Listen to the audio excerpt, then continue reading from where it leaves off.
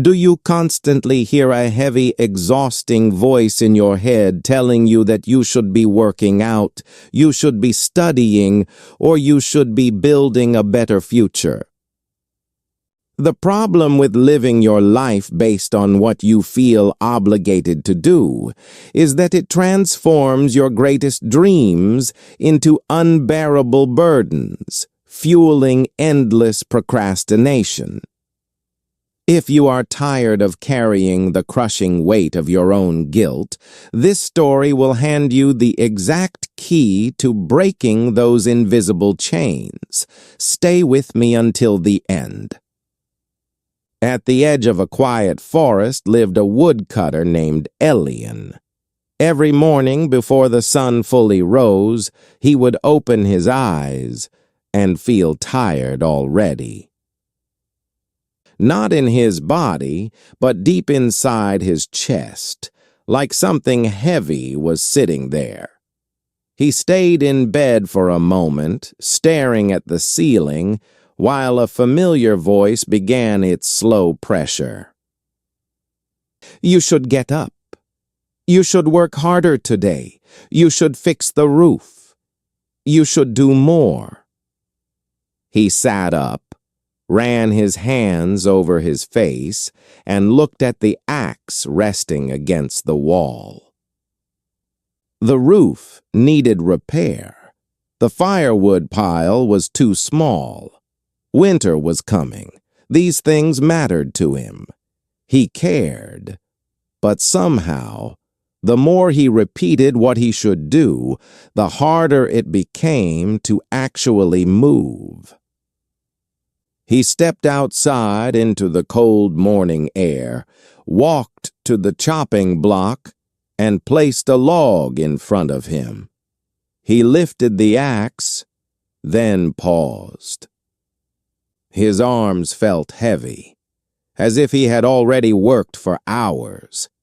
He lowered the axe again and sat down on the stump, staring at the ground. Minutes passed, then more. He hadn't done anything, yet he already felt guilty. That was the strange part.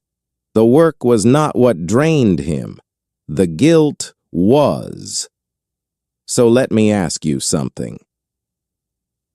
How many things did you avoid today, not because they were hard, but because you felt like you had to do them?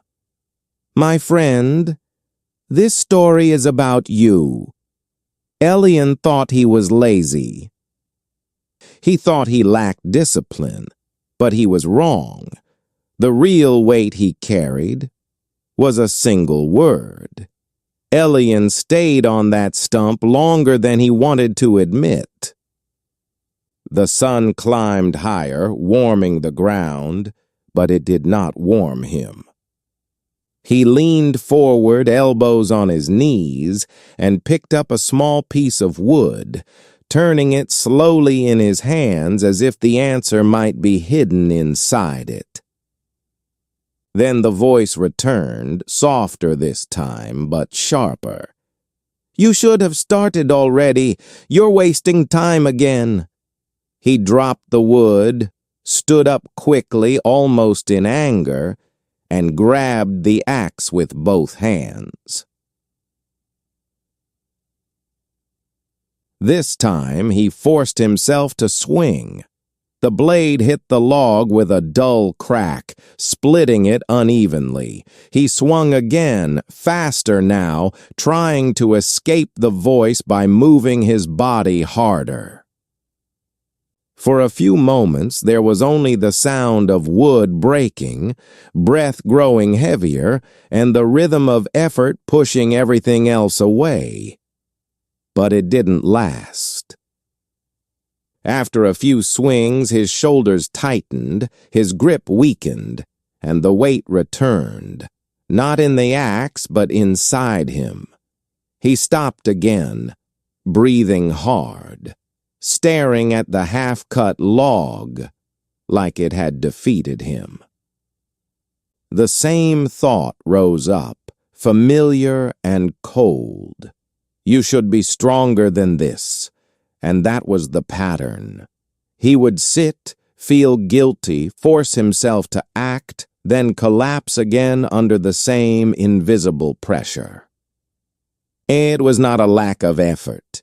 It was a cycle, a loop he could not break. Even when he rested, he did not feel rest. Even when he worked, he did not feel progress. Everything was colored by that same quiet burden, like carrying a sack you could never put down. And the worst part was this: no one else could see it. From the outside, Elian simply looked slow, inconsistent, maybe even lazy, but inside he was carrying something heavy all the time. That afternoon, as the light began to soften and stretch across the forest floor, Elian gathered a few pieces of wood, far fewer than he had planned, and tied them together with rough rope. He lifted the bundle onto his back, adjusted it once, then again, and began the slow walk home. Halfway there, he stopped. Not because the wood was too heavy, but because something inside him was. He bent forward, hands on his knees, breathing deeply as if he had been running. Then he shook his head slightly, almost confused, and whispered under his breath, "Why does this feel so hard?" The forest did not answer, but someone else would. The next morning, Elian woke up with the same weight on his chest, but something felt different. Not lighter, just sharper, like the question from yesterday was still waiting for him. He stood, washed his face with cold water, and stepped outside earlier than usual, as if he was trying to outrun the voice before it could catch him. He reached the forest path and began walking, axe resting on his shoulder, boots pressing softly into the dirt. The air was quiet, but not empty. Somewhere ahead, there was a steady, rhythmic sound, wood striking wood, clean and controlled, not rushed, not forced. Elian followed the sound. Through the trees, he saw an older man working beside a half-built structure. Each movement was precise. Lift, swing, pause, adjust. There was no frustration in his face, no tension in his shoulders, just calm focus, like the work itself was not a burden, but a choice. Elian stopped a few steps away, watching. The man noticed him, lowered his tool, and studied him for a moment without speaking. Then his eyes moved, slowly, deliberately, to the way Elian stood, the way his shoulders curved forward, the way his grip on the axe looked more defensive than ready. "You carry too much," the man said quietly. Elian frowned. "It's just wood." The man shook his head once. Then he turned, walked behind the structure, and returned holding something thick and heavy, a wooden yoke, the kind used to carry large loads across the shoulders. He stepped closer and, without asking, placed it firmly across Elian's back. The weight dropped instantly. Elian's knees bent, his body leaning forward under the sudden pressure. His hands shot up to grab the sides, trying to stabilize himself. His breath tightened. The wood pressed down on him, hard and unyielding. "Stand," the man said. I can't carry this, Elian muttered, struggling to keep his balance. The man looked directly into his eyes and spoke one sentence. You should carry it. Something changed in that moment. The weight felt heavier. Not because it had increased, but because of those words. Elian tried to take a step forward, but his legs resisted. His face tightened, his teeth clenched, and after just a few seconds, he dropped to one knee, gasping, the yoke digging into his shoulders like it was part of the ground itself. I told you. I can't, he said, his voice low and strained. The man stepped closer, then slowly lifted the yoke off him. Instant relief. Elian straightened, rolling his shoulders, breathing deeply as the pressure disappeared. For a moment he just stood there, silent, feeling the absence of weight more than anything else. Then the man spoke again, but this time his voice was softer. Again. Before Elian could respond, the yoke was placed back onto his shoulders. The weight returned, but something was different now. The man did not say, "You should." He simply asked, "Will you carry it? To build a home for your family?" Elian froze. His hands tightened around the wood, but his expression changed. His breathing slowed. The same weight was there, pressing down on his body, but it no longer felt like an attack. He adjusted his stance. Then slowly, he stood tall. No shaking, no collapse. He took one step, then another. The yoke was still heavy, but it was no longer unbearable. Elian walked a few more steps, each one slow but steady, the wooden yoke resting across his shoulders. The weight had not changed. It still pressed into his bones, still demanded effort from every part of his body. But something inside him had shifted, quiet but powerful, like a door opening where there had only been a wall. He stopped, turned slightly, and looked at the man. "It's still heavy," he said. The man nodded once. "Of course." Elian adjusted his grip and took another step forward. This time, he didn't fight the weight.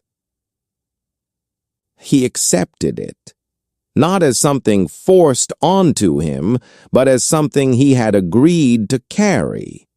His breath became more even. His shoulders, though still under pressure, no longer resisted in the same way.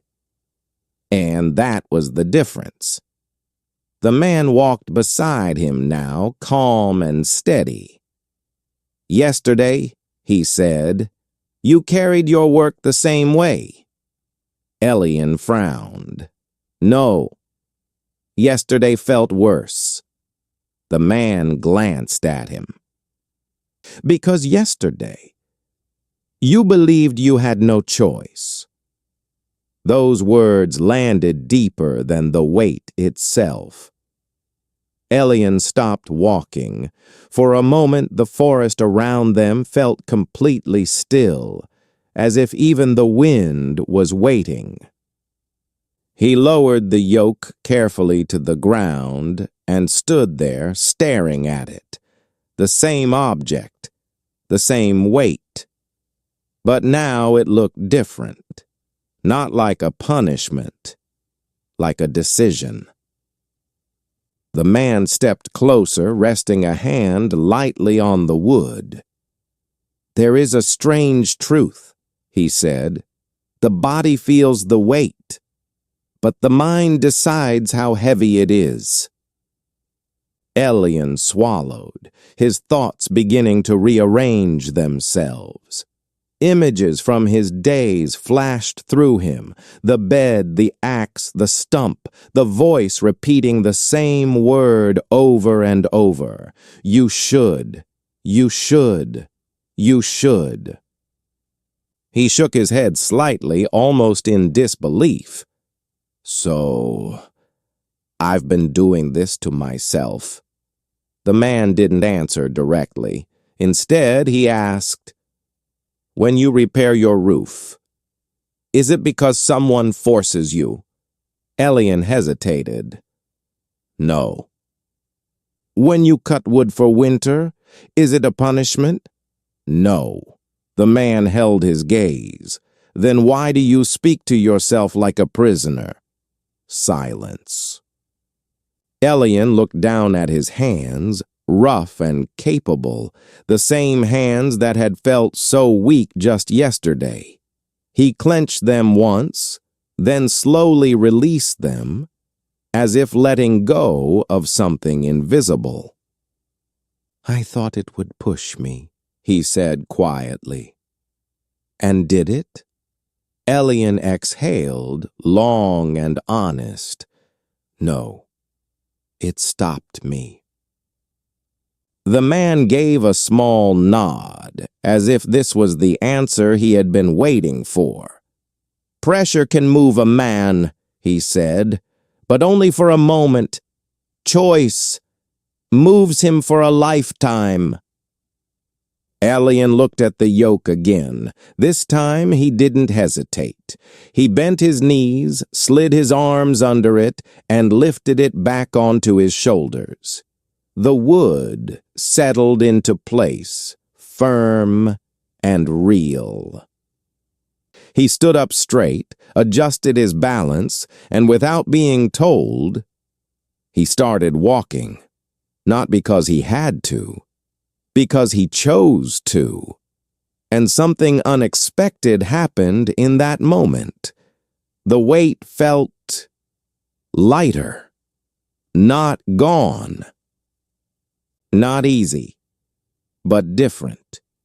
He walked farther this time, steps more natural, breath more controlled. The forest path opened in front of him, and for the first time in a long while, he wasn't thinking about what he should be doing next. He was simply doing it. The man watched him go, then called out one final thing. "Your life will always ask something from you." Elian slowed, listening. "But you must decide how you answer." He didn't turn around. He didn't need to. Because for the first time, the answer was already clear. The next morning, nothing around Elian had changed. The same small house, the same broken roof, the same pile of unfinished work waiting outside. But when he opened his eyes, something inside him was different. He lay there for a moment, staring at the ceiling as the old voice began to rise again, almost out of habit. "You should get up. You should start early. You should—" He stopped it, not by force, but by replacing it. He took a slow breath, placed his hand on his chest, and said quietly, "I choose to get up now."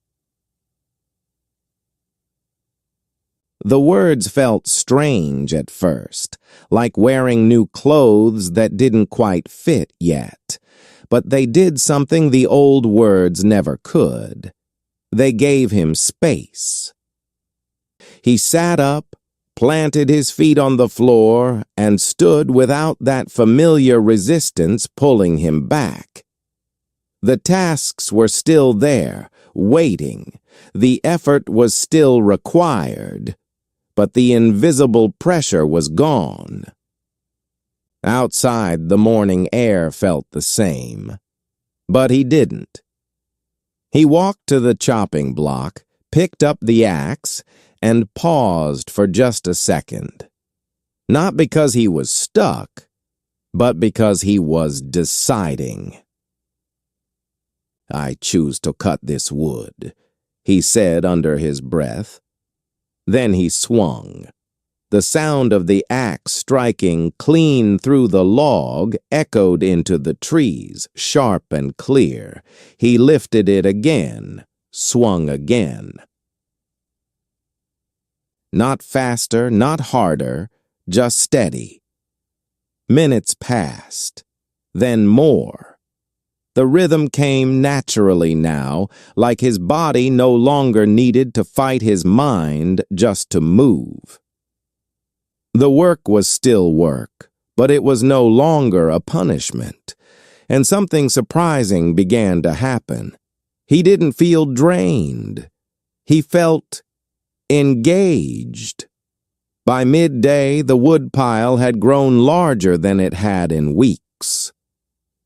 Not because Elian had forced himself harder, but because he had stopped fighting himself. The energy he once wasted on guilt was now used for action. That afternoon, he climbed onto the roof.